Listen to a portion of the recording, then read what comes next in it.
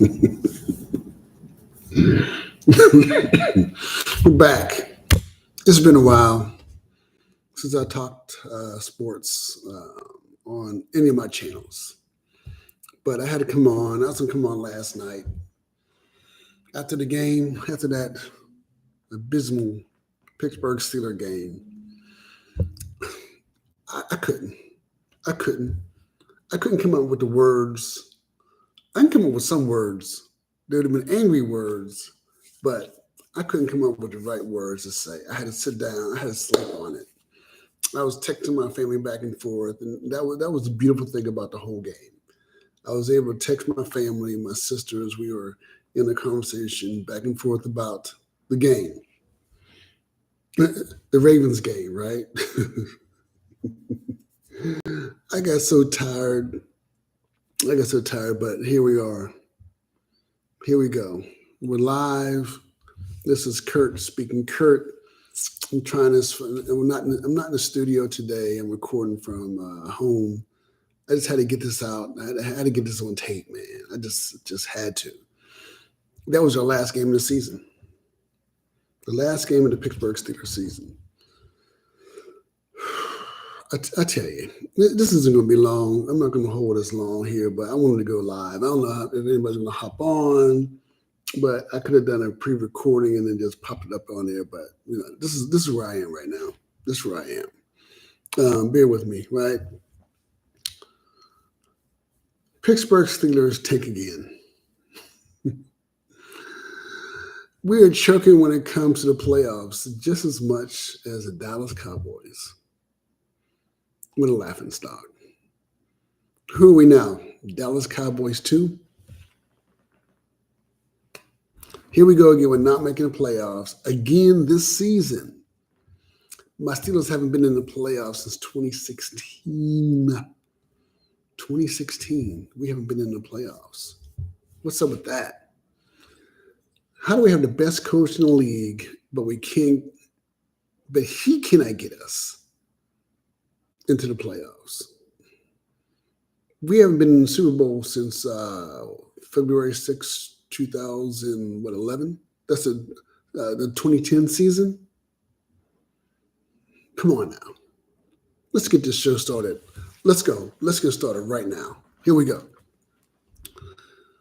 Man, do you have one of those employees at work who they come in and they do just enough?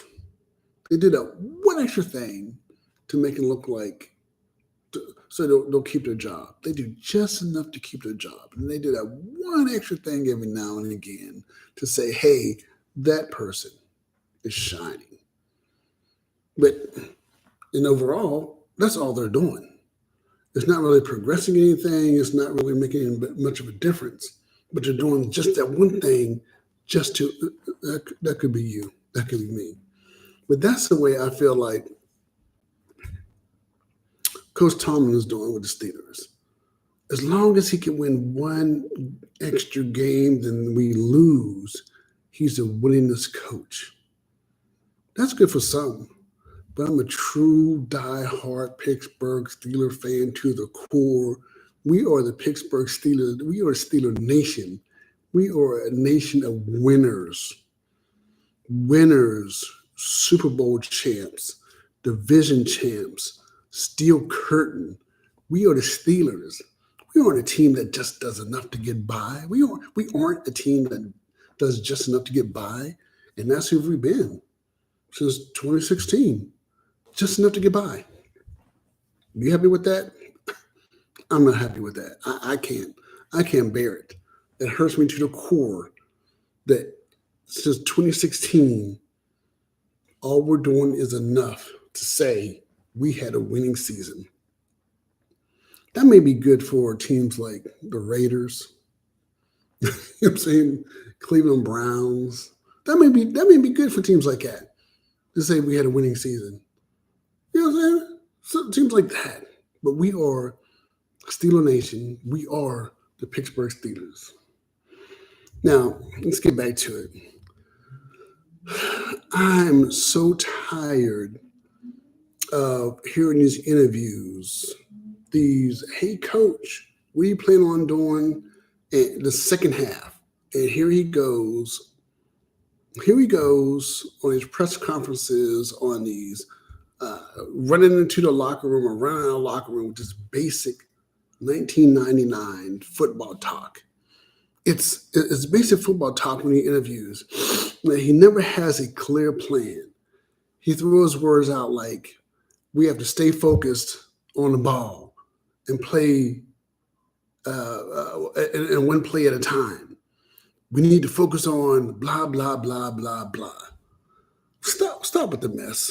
Start with that 1999 football talk and make a decision. Come out with a clear plan, clear decision on what we're going to do. Quit standing on the sidelines like you're a super fan who got to stand on the sidelines and you're still trying to understand the game. Half the time they get the camera on, he's standing like he's trying to understand what's going on. No, please. I know some of my friends or haters, really, are going to watch this video and they're going to be like, Curtis has been talking, fired Tomlin for years, and he just hates Tomlin. I do not hate the man. I think he's an amazing coach, but his coaching techniques are old. They are old. They are designed to get you through something, but not a winning attitude, not a winning strategy. All those years of experience that he has, we should have been back to the playoffs. We should have been, with the talent we've had over the years, we should have been to the bowl. We should have been back to another Super Bowl. If you're so great, get us there. Lead us there. Get us there. But you can't. So a perfect example. They asked Harbaugh, what are they going to do? You're up 21-0. What are you going to do? He clearly said that Jackson told the team that the score is 0-0 and to play like it's 0-0. They had a plan on scoring. They had a plan on winning. You asked your boy Tomlin, what did he say? Well, Lamar Jackson, he's the greatest thing since sliced bread. I'm riding with him. I'm not thinking about my team. I just think Lamar is the greatest thing since football been invented. Come on, man, get off that dude's jock. What are you? You're too old. Way too old to have a boy crush on that young man. I know that's wrong, but I'm just saying. You sitting there praising the other team's quarterback when you should have been strategizing on how to get us back from a 21-point deficit. I'm speaking Curt. I mean, real Curt right now. You should have been talking about he's nothing, they're nothing. We got a plan. We can always beat them. That should have been that mentality other than riding this dude's talking about how great the opposition's quarterback is. You said it last game. You said it this game. You say it all season long how great this guy is. You should be talking about that we are better than him and we can beat him. That's why we can't. Because you're sitting there riding that man's. Now, number 39, Fitzpatrick. Where was he? Where has he been since 2002? In 2002, the Pittsburgh Steelers made him the highest paid safety in NFL history. And what has he done since then? Where are you, bro? Where you been? Man, I was so happy. I was so happy to see put the crown on that dude, King Henry, trunk him. He ran over him like he was a rookie. Your first year in the season, never played the game of football, don't know how to tackle. King Henry trunked that cat and kept it moving. That was his boy, but he trunked him and kept it moving. Hilarious. I felt a whole lot better about his poor performance when I saw King Henry trunk him.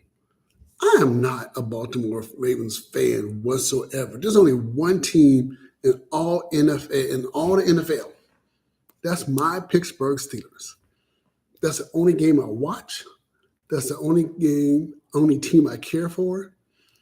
But I felt a whole lot better last night seeing number 39, Fitzpatrick, getting trunked by King Henry.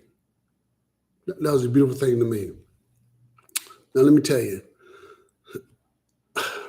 when I found out that we were getting Justin Fields as the quarterback for the Steelers, I was, oh, yes, bring him to us. Amazing. Now we're getting another great quarterback. I was so happy we was getting Justin Fields. But when I heard we were getting Russell Wilson, I just knew we were going to win a lot of games. I kind of predicted that we was going to win 10, 11, 12 games. 10 games, 11 games. I knew we were going to win 10, 11 games with Russell Wilson. I know he was out in the beginning, his injury, but he got in there. He was on fire. I love me some Russell Wilson. I think he's still a great quarterback. I think he put us in a great position to win a lot of games, right? I watched the games. I watched. I was talking to my brother, and I said, "Hey, do you watch any of the analysts talk about? Do you watch any of those shows where they're talking about the games afterwards and stuff like that, the first takes and stuff like that?" He's like, "He don't watch those." I said, "Man, I watch ESPN. I gotta watch. I gotta hear the analysis. I gotta hear what they're saying about all the teams, all the players and strategies." And I sit and watch the coaches on the sidelines, the players on the sidelines, what's going on in the game, when the play is going on, what's the defensive line is doing, what the offensive line is doing, what the linebackers or safeties. I try to watch everything that's going on in every play so I can see where it breaks down, and I can see where the successes are. That's what I do. I sit there and watch football because I love football. So I got to watch and see what's going on. I love the replays because it gives me an opportunity to look at something that I wasn't looking at. Not just the replay of the play, what happened, but everything that was going on surrounding it. I love to see how much they're blocking for Russell. I see what breaks down. And then when you see people start putting fingers, then you know, hey, they need to get it together because the next two plays, the next play at least, the other team sees that also, and they're going to exploit that finger pointing. No matter what team it is, you'll notice they'll try to exploit the finger pointing. And they'll go after people who was confused or mad or whatever. Keep an eye on that. But anyway, I'm sitting there watching, and I've been saying this for years. I love when they show Tomlin on the sideline. I love when they show him on the sideline. And a lot of times, most of the time, a lot of the time, he is standing there like a deer in the headlights. How's that saying go? He's standing there like, what's going on? He's standing there like on the sidelines like he's confused. Like he's a super fan standing on the sidelines, like I said, watching the game, trying to figure out what the heck is going on. That's how he appears to me on most of the plays when they show him standing there like, it's like keep an eye on it. Some people, they see him, they say, hey, he's the greatest, and they look beyond everything else. But next time you see a Steelers game or a replay or anything they show him, watch his actions. Watch how he's moving. Watch how he's standing there, man. It's just, so Russell Wilson's in there. Tom's on the sideline standing there like, what's going on? Confused. Russell Wilson last night, he's on the sideline trying to motivate the guys' offense, trying to motivate them, high five them, slapping them five, giving them encouragement. He's trying to carry the team like, okay, we still have a chance. We're down 21, but he believes in himself, his abilities, and he believes in his guys. He believes in his teammates and the capabilities. And he showed that last night. He showed that, hey, I believe in you. Let's take some chances. And we can get to this end zone. We still got a chance at 21 down. Even though our coach is bragging about the other team's quarterback, we still got a chance to win this game. And he performed that way. I know some people don't like Russell. And they think he threw a ball short. There's reasons why things like that happen also. But I still think he is the best choice. He works within the system of the Steelers. Also, he knows how to take control and command and realize that may not work. I'm going to do it this way. And that's what really helps us get beyond. That's where Justin Fields, I thought he was great, but he's too young, too inexperienced, and he doesn't know how to say, Coach, I hear what you're saying, but that's not going to work. He does what the coaches say. And that's he can only be so successful within that Steelers organization, that Steelers game plan, because he doesn't know when he gets out there what to do in case that's not working. He's great. I think he's great. I think he's going to be great. Justin's going to be great. But we need a Russell Wilson with some experience to get out there. Okay, so now, when it comes to Pickens, I think he let us down last couple of games. We lost 4 in a row. Watching his performance, he's out there like he's having a pity party for himself. He's upset about something. What's the pity party about, bro? What you so upset about? We're here to win. We're here to win as a team. I think you let us down several games. One game, give me for last. 6 balls thrown at you, you catch 1. Come on, man. Really? You're that hurt over something that you're going to hurt the team? That's mind-boggling. And not only mind-boggling to me, it's downright unacceptable when you want to sit there and be upset about something, who knows what it is, and you put your personal feelings before the team and before the game. Catch the ball. It hit you in the hands. So long, short, whatever it was, the ball hit you in your hands. As great as you are, knowing that you can catch those balls, we've seen you. We've seen the greatness out of you. And you're going to drop them, bro? Come on, man. Seriously. You're going to drop them? People are climbing on your back, pulling your leg, all over your face. And we don't know how you can catch these balls. And there's a couple of them that were easy that you dropped? Come on, man. Stop. You're too great for that. Buck up. Stand up. Be a man about it. Just win these games first. Then you handle your business after the season's over. Don't mess us up because you're upset. Come on now. All right, so for the past 3 years, I tell you, I was on that fire Mike Tomlin bandwagon like no one ever was. That was me. But what I did, beginning of the season, we got Russell, we got Justin, we got Russell. I'm like, I'm going to let that go. We're going to ride out. We're going to be great. We're going to have all these players doing all these great things. And guess who's going to get all the credit? Of course, Tomlin's the greatest coach. Tomlin's great, but when we're messing up, it's the players who's messing up. But when we're doing great, it's Tomlin who's getting the credit. But when we're messing up, Tomlin's not getting the credit. At some point, we got to start pointing the finger at the coach and say, you know what? It's you. It's you that is the problem. We can't keep on saying when it's like they announced said last night, we were losing, we scored a touchdown. And then you know what he said? He said, there goes Tomlin doing something great again with his players. I'm like, no, bro, that was the players doing that. It wasn't Tomlin out on the field. It wasn't him standing there, coach. I don't know what he said in the locker room, but at the same time, we lost, right? We lost, but we had a couple great plays in there.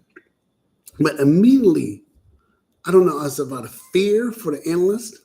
I don't know what it is, but when they get on there, they will not say that Tomlin isn't doing such a great coaching job. As always, he's such the greatest, he's the winningest, It's like they're afraid to say something negative.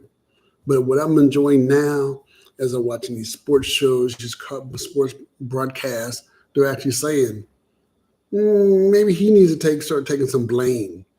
And I think if he'd have been taking some blame some years ago, we wouldn't be where we are today.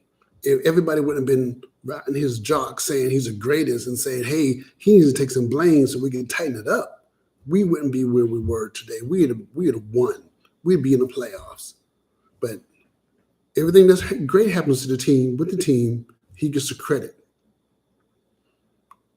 I want to hear the players, all the players getting all the credit. We got players on there breaking records, but yet Tomlin's the greatest coach. Stop with the madness. So now here we are into 2025, and finally, we got analysts pointing at him saying he should take some of the blame. And I can't agree more than that. Now we can start a conversation. Now we can start seeing where the issues really lie with our team towards the end of the season, that we're just winning just enough. Just enough has never been good enough for me. Just enough when it comes to my Pittsburgh Steelers is never been good enough. And it shouldn't be good enough for you if you're a true Pittsburgh Steelers fan. If you were, I can see some of the young ones who weren't around in the 70s when we were winning everything. I can see the new Pittsburgh Steelers fans like, oh, okay, so we won more than we lost. You're happy about that? No. The true diehard old heads, we don't like it. We haven't been trying to stand for it. And now finally, people pointing the finger at Tomlin and saying, hey, maybe he needs to take some blame. Maybe he's to blame. Maybe he isn't the greatest of all time. Finally, we're to that point. All right, so so I got people when I'm out and about. Everybody knows I'm Steelers all the time. I wear a lot of Steelers stuff all the time. Everybody, the people I go around, they know I'm a Steelers fan. And there's people who claim they're a fan of other teams, but yet they want to talk to me about my love-hate for Tomlin. They want to talk to me. So I'm like, you're sitting here talking to me about all this Steelers stuff, how much you love Tomlin, he's the greatest. And I said, my thing is, let me put it this way. I always say that deep down inside, everyone is a Pittsburgh Steelers fan. I'm telling you, everyone is a Pittsburgh Steelers fan. You may say your favorite team is, and you may say your favorite player is, but deep down inside, every single person who loves football, who likes football, who watches football is a Pittsburgh Steelers fan. I got people, we have these conversations. They're sitting there talking about Tomlin's the greatest. Why don't you like Tomlin? There you go again with this Tomlin fired coach. I'm like, you say you claim not to be a Steelers fan, but yet you're on me about how I feel about my team, about my coach. You're trying to get on me about it. So you must really be a Pittsburgh Steelers fan. That's how I assess that. You're on me more than anybody else. You owe me more than Steelers fans that I know are Steelers fans. So I know deep down inside, when us folks get to talking about this and they want to criticize me for that, about talking about we need a new coach, we need somebody who knows about 2025, 2024 football, where these guys are quicker, bigger, faster. They have different mindsets than we did back in the 70s and 60s. You know what I'm saying? You know what I'm saying? Back in 2015, 2011, these are different breed of people come out and play in this game now. And you want to keep the same mindset on how to coach some young cats, some old cats. in this new NFL. Come on now, something matters. But I was saying all that to say, those of you out there, if you watch this, I think there's some people who may have clicked on this channel. They may get this live. They may get notified this live that you are a Pittsburgh Steelers fan. No diggity, no doubt. Quit saying that you're a Raiders fan. Quit saying you're a Cowboy fan. I'm talking to people specifically now. Stop saying that and just admit. Quit saying that you're a Texan fan. Yeah, I'm naming y'all. Quit saying that and just say, I'm rolling with the Steelers, just like you. And I want them to do their best and I want them to win. That's all I'm asking. That's all I'm asking. Admit to it. Admit to it. I got haters around here. Like every time the Steelers come on, I got specific haters who's like, no matter who the Steelers play, they want the Steelers to lose. But they're putting so much focus. That person, and you know you are, putting so much focus on what the Steelers will lose. None of your teams are any good that you like. You like this team, you like that team, you like this team. I mean, you got like three teams, three of your favorite. You got three teams that are your favorites. Just come on over, convert over. Just be a Steelers fan. Come on, just come on over. I got gear for you. We'll get you some fresh gear. We'll get you some fresh Steelers stuff, and just come on over and be the Steelers fan that I know that you are, and you know who I'm talking to. Exactly. Thank you very much. So, folks, man, it's been great. I'm glad to hop back on here. It's been a while. I got started doing more Speaking Curt. I guess they're going live again. I'm sitting here and just letting all this talent go to waste. My crew may hop on here. They may view this. I'm going to put this out. I'm going to share it. And so do me a favor, please, if you've seen this for the first time, if you've been on here before and you haven't liked, shared, followed, turn on that notification, I'm going to start putting more content out. I got to get my podcast back together.